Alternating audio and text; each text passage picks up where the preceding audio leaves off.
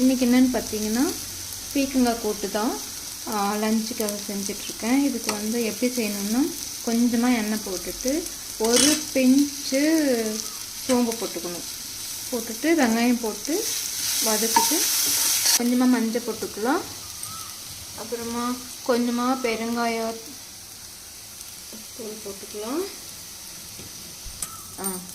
ஒரே ஒரு பச்சை மிளகா போட்டிருக்கேன், ஃப்ளேவருக்கு நல்லாயிருக்கும். கொஞ்சமாக மிளகா பொடி போட்டுக்கிறேன். இது நல்லா மசாலாவை எண்ணெயில் அப்படி நல்லா வறுத்துடணும். இப்போது தக்காளி போட்டுக்கலாம்.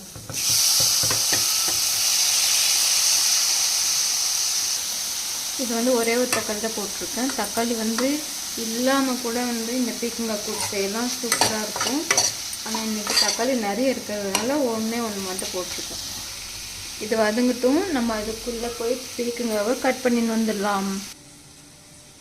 சூப்பராக இருக்குல்ல, ஃப்ரெஷ்ஷு, செம சாஃப்டாக எல்லாம் காய். இது கட் பண்ணவே உங்களுக்கு தெரியும் பாருங்கள், உள்ள பாருங்கள் எப்படி இருக்குன்னு.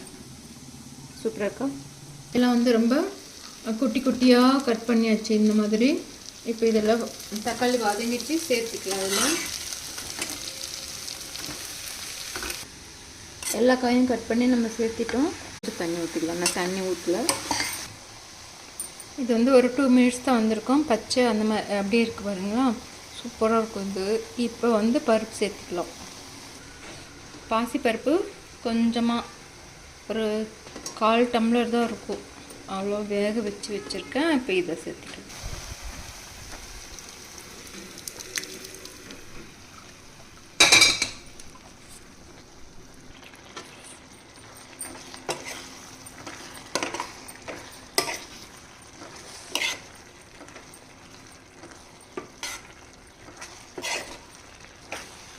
அவ்வளோதான், இன்னும் ஒரு 5 மினிட்ஸ் இது வந்து வேகணும். அதுக்கப்புறமா ரெடி ஆகிடும்.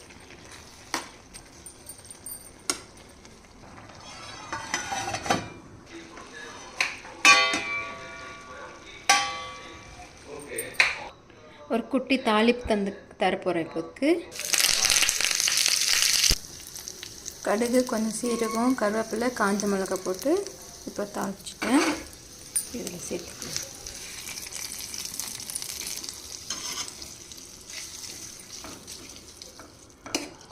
ஹெல்தியான பீக்கங்காய் கூட்டு ரெடி ஆகிடுச்சிங்க. சாதத்து கூட சப்பாத்தி கூடலாம் சூப்பராக இருக்கும். பாய், நெக்ஸ்ட் வீடியோவில் பார்க்கலாம். பாய் பாய்.